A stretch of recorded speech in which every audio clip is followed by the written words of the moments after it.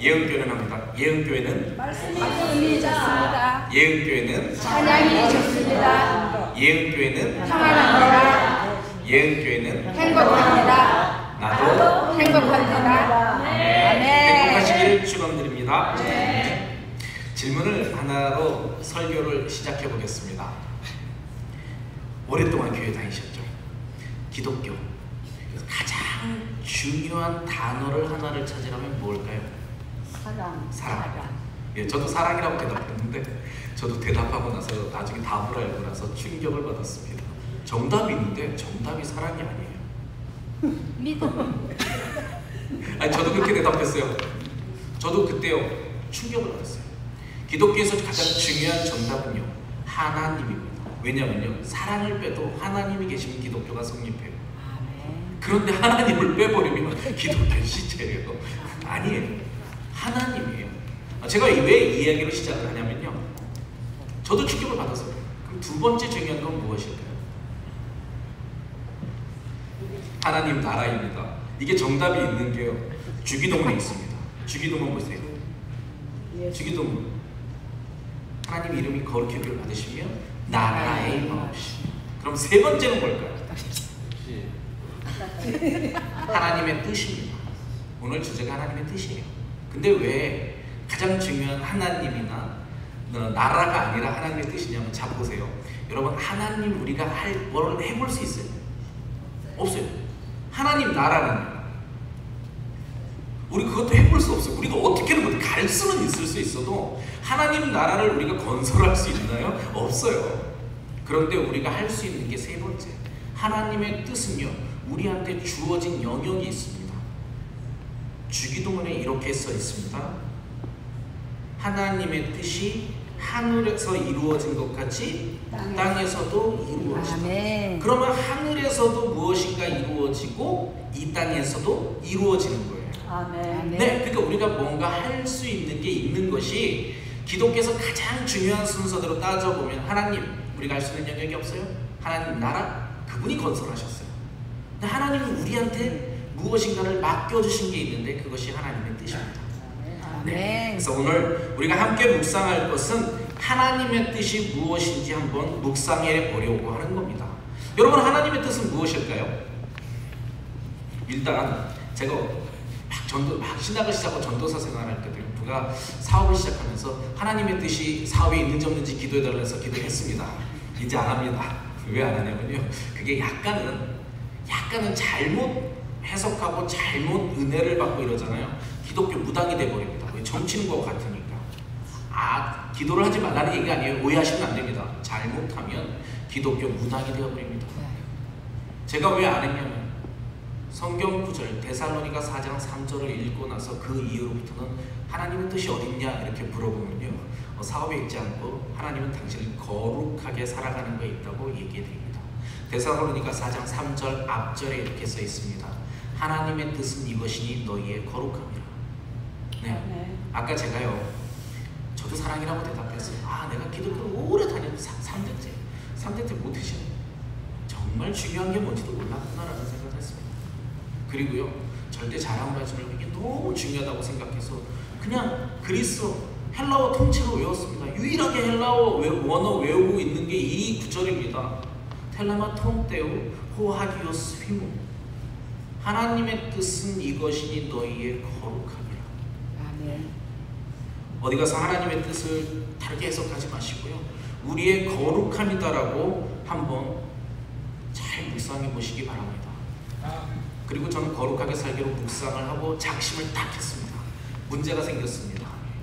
거룩이 뭔지를 알 것 같은데 모르겠어요. 여러분께 이렇게 여쭤볼게요. 자, 제가 거룩이 뭐냐고 물어보면 대답하실 수 있는 분이 있나요? 여기 거룩이 뭔지 모르시는 분 없죠? 그런데요 막상 대답하려고 그러면 모릅니다. 제가요 거룩하게 살려고 작정을 해봤더니 어떻게 사는 게 거룩인지 진짜 모르겠습니다. 근데 은혜를 주셔서 신학교 다닐 때 오늘의 말씀을 하나님이 저에게 오랜 시간 거의 6개월 동안 소논문을 하나 써내는데요 그냥 신학교 학생들 다 아는 거니까 헬라어로요 6개월 동안 이 본문만 엄청 분해했다고 보시면 됩니다. 이 그리스어로 계속 분해한 것만 쫙 종이로 네 장을 붙여가지고 얘는 얘를 수식하고 이런 거를 했어요. 그랬더니 이 안에 놀라운 거룩한 비밀이 이 말씀 속에 숨어져 있었습니다. 그래서 오늘 이 말씀을 함께 묵상하면서 우리가 거룩한 게 무엇인지도 깨닫고 거룩하게 살고자 다시 한번 다짐하는 시간을 가졌으면 좋겠습니다. 네, 이 말씀은요, 조금 배경을 먼저 설명하면 이렇습니다. 오늘의 말씀은요, 이런 거예요. 사도 바울 선생님께서 2차 전도 여행 때 고린도 교회를 개척하셨어요. 1년 6개월 동안 함께 하시면서 제자 삼으셨습니다. 그리고 다시 돌아갔다가 3차 전도 여행 때 마게도니아에서 사역하고 있을 때 이 편지를 쓴 거예요. 그래서 편지를 썼습니다. 내가 너희들한테 곧 갈 거야 그랬더니 제가 그냥 비속어로 좀 현대언어로 좀 쓸게요. 고린도 교회에서 이렇게 오세요. 오지 마세요. 아니 제자예요. 간다고 했더니 오지 마세요 이렇게 됐어요. 왜 그런지 아세요? 2차 전도회 때 개척하고요, 3차 전도회 때 가려고 하는 그 기간 동안요, 교회에 거짓 선생님들이 들어오셔가지고요, 거짓된 복음을 전했습니다. 가장 대표되는 게 뭐냐면요, 추천서입니다. 레퍼런스. 이런 거예요. 교회에 거짓 선생들이 들어와가지고 이러는 겁니다. 자기는요 추천서를 다 갖고 와요. 그때 그리스 문화가 이런 거예요. 교회 안에서 이렇게 목사 말씀을 전하려면 추천서를 다 갖고 가서 나는 어느 스승님 밑에서 배웠다라는 걸 증명하는 겁니다. 졸업장과 같아요. 제가 다행히 그래도 조금 플러라는 학교를 나왔어요. 플러 나왔습니다. 그래도 막 자랑하고 목회를 하는 거와 같은 겁니다. 그런데 문제가 있죠. 사도 바울 선생님 추천서 레퍼런스가 없어요. 사도 바울 선생님 굳이 좀 나쁘게 표현하면 길거리 사도예요. 아니에요. 담에석 선상에서 이걸 비난한 겁니다. 자 보세요. 추천서 화려한 사람이 와서 어디 사도 바울 선생님한테 도를 배웠어? 야 그러면 안 돼. 그건 길거리 사도 아니야. 자기가 그냥 예수님 만났대 하고 자기 추천서를 보이면서 말씀을 전하는 겁니다. 그래서 교회가 분란이 일어났어요. 어떤 분란이 일어났냐고요? 고린도서에 써 있습니다. 나는 개바파다, 나는 바울파다, 나는 아볼로파다, 니네 다 싫어, 난 그리스도파야 이렇게 되어버렸어요. 교회가 분쟁이 일어났어요. 그러니까 사도 바울 선생님이 온다고 하니까 오지 마세요 이렇게 한 겁니다. 그게 오늘의 말씀 11절부터 13절에 적혀 있습니다. 11절부터 13절을 보여주면요, 여러분은 그냥 여러분 눈으로 읽으세요. 제가 현대어로 번역해 드릴게요.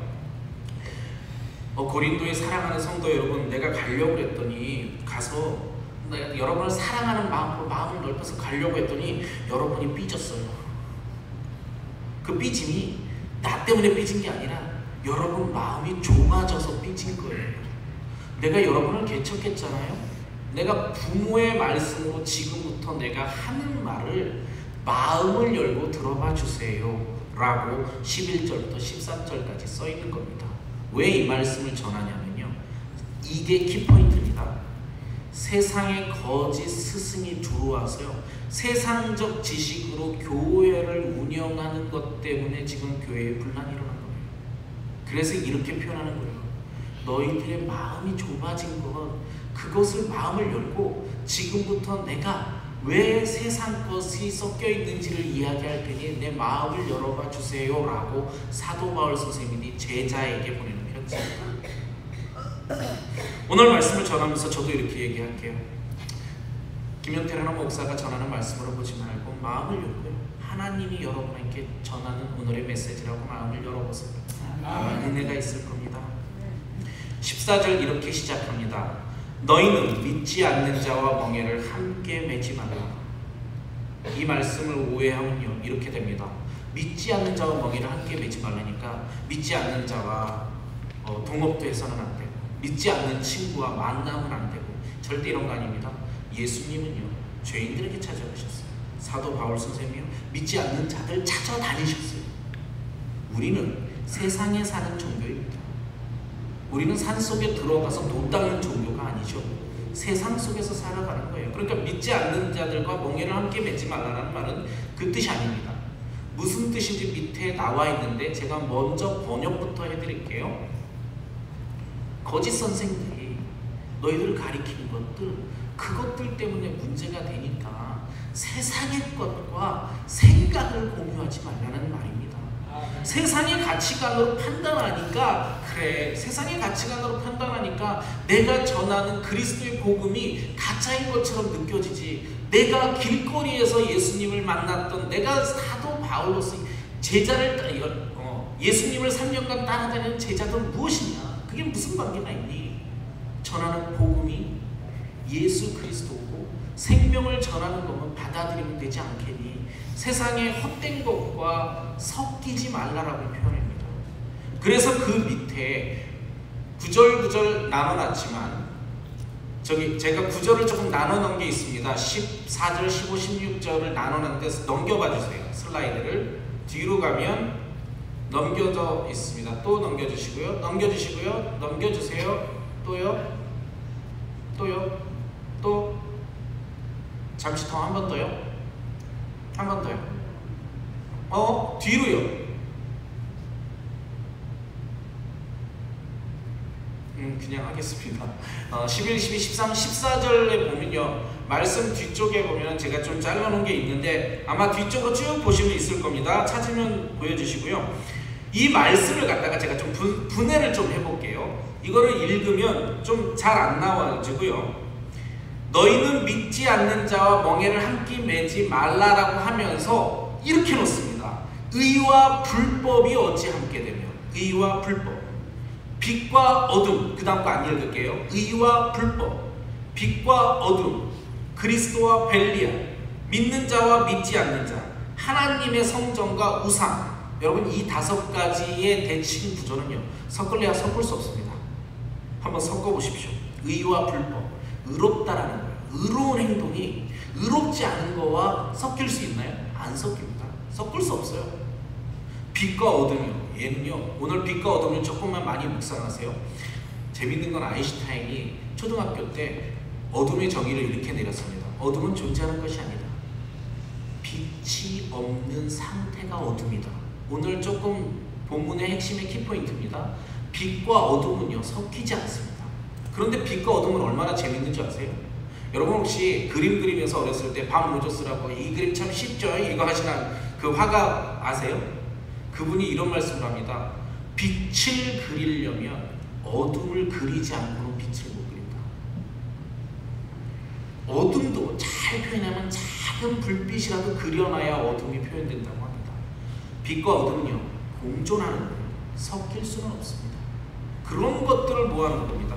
그리스도와 벨리알, 벨리알은요, 거짓의 영이라는 겁니다. 사탄이라고 해석하는 학자도 있고요. 이게 무슬림 용어입니다. 사실은 기독교적 용어가 아니라 무슬림 용어인데요. 거짓의 영입니다. 속이는 영이에요. 속이는 영과 진리이신 그리스도는 하나가 될 수 없어요.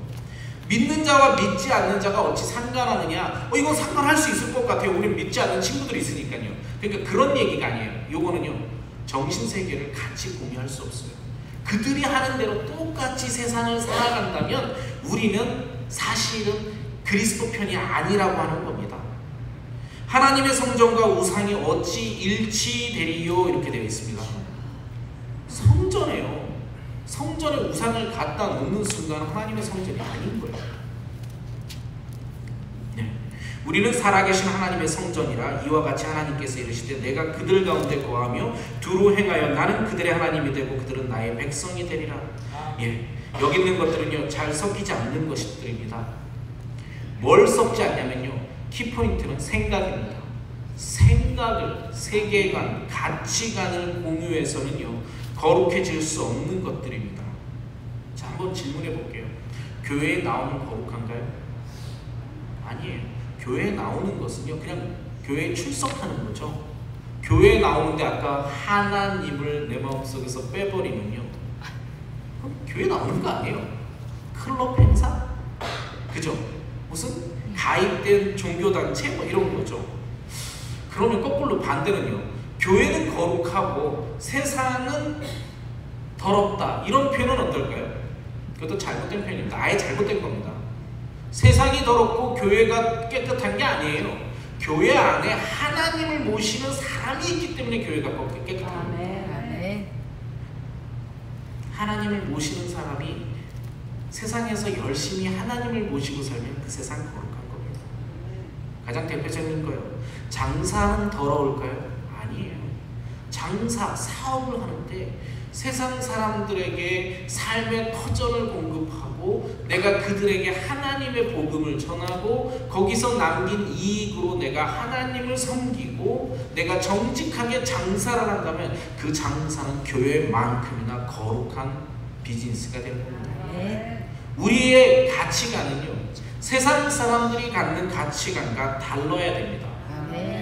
예, 그런 거예요. 그렇죠. 거룩은 그런 겁니다. 자, 여기서요. 거룩은 어떤 행위에 있다라고 생각하지 마십시오. 잘못된 건 이겁니다. 제가 무슨 선행을 하나 해볼게요. 제가 무슨 선행을 하나 딱 했어. 누구한테 막 큰 걸 선물로 줬어. 아니면 구제를 했어요. 그런데요, 그러고 와서 내가 말이지 이러면 이건 선한 게 아니라 아예 악한 겁니다. 왜 악한 건 줄 아세요? 어둠은요, 빛이 없으면 어둠입니다. 하나님과 관계 없는 거기 때문에 이건 착한 일도 아닙니다. 사실은요, 문제를 일으켜요. 받는 사람이 자존심 상해요. 그죠? 많이 겪어보잖아요. 구제도 잘못하면요, 그 사람을 상하게 합니다. 하나님과 관계없는 것, 다시 말씀드릴게요.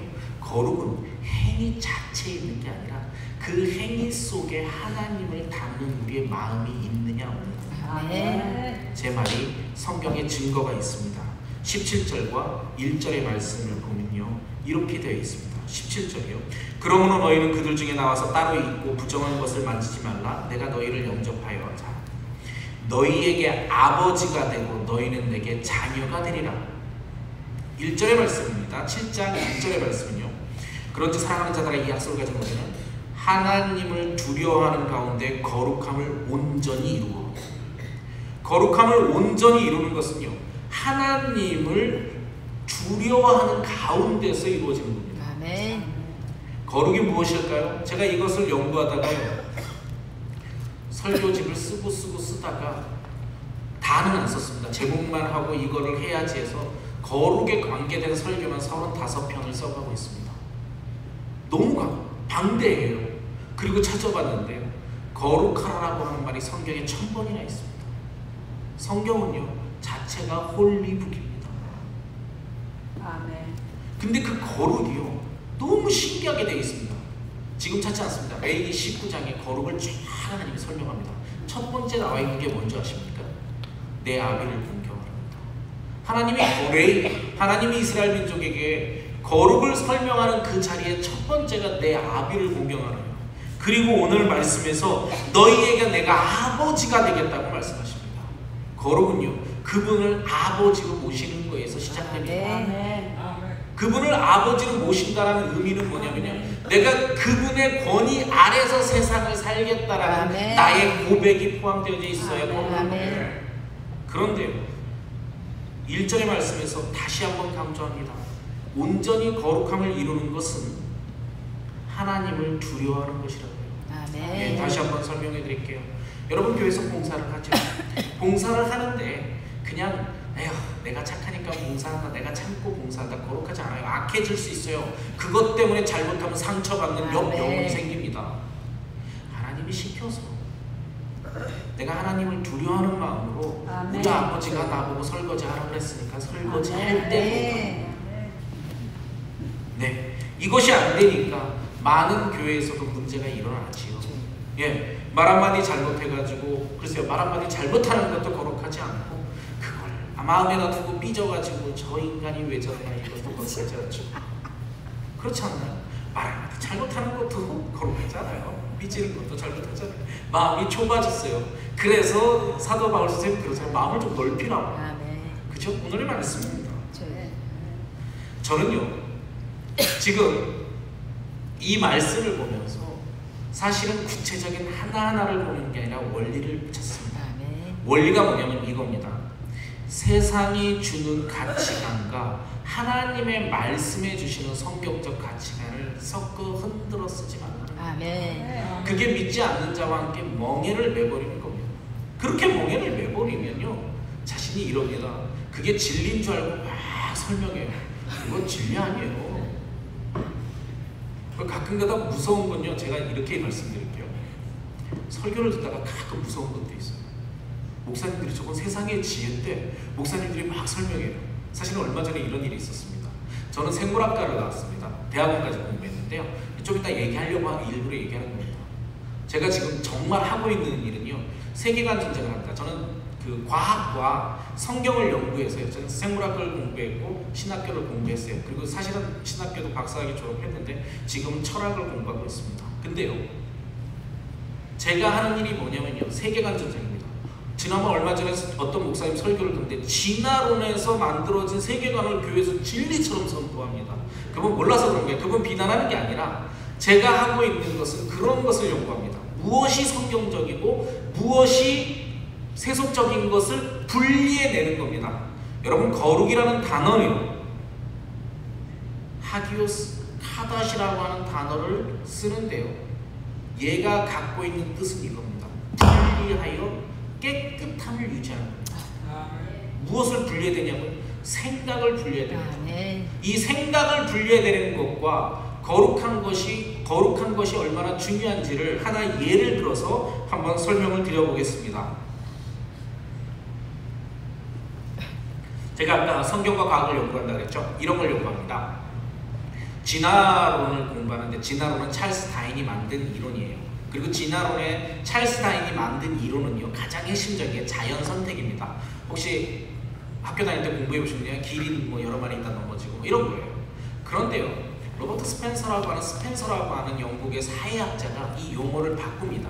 진화를 생물에서가 아니라 만물이 진화한다고 합니다. 요즘요, 이런 말 쓰잖아요. 우리 세계관 다 들어가 있어요. 핸드폰도 변하면 핸드폰이 진화했어 이렇게 얘기하잖아요. 그 세계관이 다 반영되어 있습니다. 우리는 그 세계관에서 벗어나지 못합니다. 그러면서 스펜서가요, 이 진화론을 적자생존이라는 용어로 바꿨어요. 생물학적으로 자연선택과 적자생존은 같은 용어입니다. 그런데요, 철학적으로 다릅니다. 잘 보세요. 자연선택은 하나님이 자연이 생물을 선택하는 거죠. 적자생존은요, 적당한 자식이 살아남는 거예요. 강한 자가 살아남는 겁니다. 강한 자가 살아남아서 세상을 이어간다는 게 진화론의 기본 사상입니다. 이거요, 하루 종일 며칠간 할 수 있어요. 제 전공이니까. 그런데 이게 왜 무섭냐면요, 하나만 예를 들게요. 히틀러한테 전달됐습니다. 히틀러가요, 강한 자가 살아남고 강한 자가 세상을 변화시킨다. 그래서 히틀러가 이렇게 얘기합니다. 위대한 게르만 민족이 세상을 지배해야 된다. 1차, 2차 대전을 일으킵니다. 제가 이렇게 말하면 어디서 주워와서 이렇게 얘기해요. 히틀러 자서전이에요. 나의 투쟁이라는 책 4장에 이렇게 써 있습니다. 나치의 가장 근본적 사상은 진화과학으로부터 왔다. 히틀러가 써놨어요. 그래서 어떻게 됐어요? 자, 유대인은 600만 명이나 학살합니다. 이스라엘의 아이히만이라는 책과 영화가 있습니다. 혹시 오늘 집에 가서 이렇게 보시면 이스라엘의 아이히만이라는 책 한번, 영화 유튜브에 공짜로 볼 수 있습니다. 한번 보세요. 이런 겁니다. 아이만 사람이 누구냐면요, 독일 사람이고요, 가스 열차와 가스실을 설계한 사람입니다. 이 사람 때문에 600만 명이 죽어요. 근데 이 사람이 전쟁이 끝나고 잡혔어요. 이스라엘 정보기관 모사드에 잡혀가지고 이스라엘에서 재판을 합니다. 이때요, 유대인 기자인 한나 아렌트라는 사람이 가서 이 전 과정을 기록하고 책으로 영화로 남게 된 겁니다. 근데 아이만이 이렇게 이야기합니다. 자, 아이만 이야기를 들어보세요. 아이만이 이렇게 얘기합니다. 나는 죄가 없다. 나는 한 사람도 내 손으로 직접 죽이라 명령한 적도 없다. 나는 독일의 법에 따라 법을 충실히 관리한 관리자일 뿐이다. 잘 보세요. 그 사람 정말 법적으로 죄가 있을까요, 없을까요? 독일법에 의하면 유대인을 학살하는 법이 있어요. 법을 지킨 사람이에요. 그래서 한나 아렌트라는 여기자가 이렇게 기록합니다. 어쩌면 저 사람은 잘못이 없을 수도 있다. 그러면서 한나 아렌트가 악의 평범성이라고 하는 것을 원리를 만들어냅니다. 한나 아렌트가 말한 악의 평범성 이런 겁니다. 잘 들어보세요. 다른 사람의 처지를 생각하지 못하는 무능, 생각의 무능을 낳고 생각의 무능은 말과 행동의 무능을 낳는다. 네, 이걸 기독교 용어로 바꿔볼까요? 다른 사람의 처지를 생각하지 못하면 사랑이 없습니다. 옆에 사람을 후벼 파는지도 모르고 나한테서 아름답지 못한 말들이 많이 나가죠. 저와 아내가 요즘 관찰하고 있는 한 부부가 있습니다. 부부가 성공을 위해서 열심히 삽니다. 무지 열심히 살아요. 일만 합니다. 가족, 자녀들을 6개씩 학원을 돌리고요. 남편과 아내와의 대화는 18회에 10초, 그나마 하는 말도 비즈니스적인 대화 끝. 그 집이 행복할까요? 근데 그 집을 비난하고자 하는 것이 아니라요. 이렇게 됩니다. 성공만을 바라보고 세상이 주는 가치관으로만 우리가 이 땅에서 살아가겠다고 하면 사실은 지옥을 만들 수 있습니다. 타인의 얘기가 아니라 사실은 저의 얘기입니다. 제가요, 조금은 잘 나가던 성공한 학원 강사였어요. 얼마나 많은 학생들한테 성공을 가르쳤겠어요. 제가 우리 큰딸 아주 어렸을 때 무릎에 앉혀놓고 응애할 때 한글을 가르치고요. 초등학교 들어가기 전에 많은 것들을 가르쳐놨습니다. 그리고요, 누구보다도 세상 열심히 일했어요. 밖에 나가서 하루 종일 일하고 들어와서 집에서 잠만 자다 나갔어요.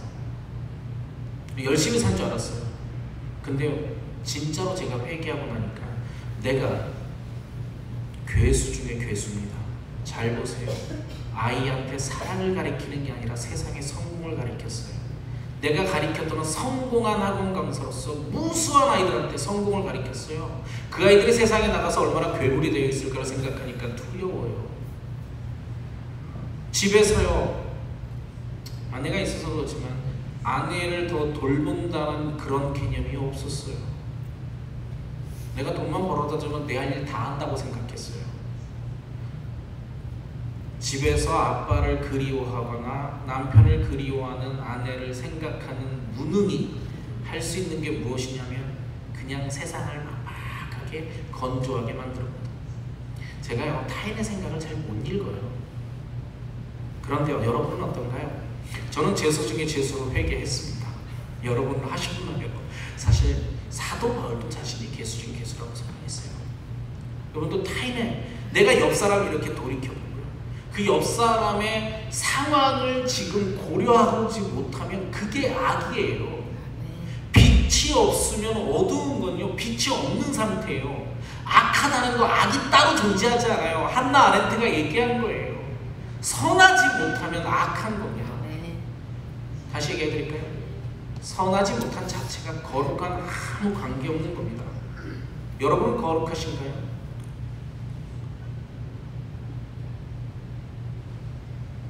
거룩한 삶을 살아간다는 것은요, 그분의 말씀을 두려워하고 그분을 아버지로 섬기며 그분의 영향력 안에서 세상을 살아간다는 것입니다. 아멘. 이것이 하나님의 뜻입니다. 하나님의 뜻대로 살아가는 것. 아멘. 하나님의 뜻은 이것이니 너희의 거룩함이라. 아멘. 그런데 성경 말씀은 이 정도로 끝나지 않습니다.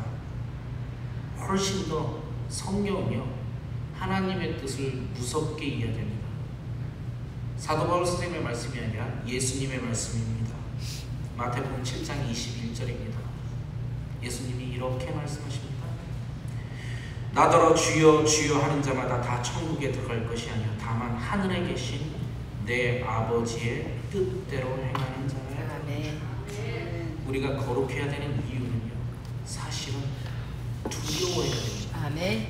거룩하지 않고요, 내 본성대로 세상을 살아가는 것, 그것은요 하나님의 뜻대로 사는 것이 아니에요. 아멘.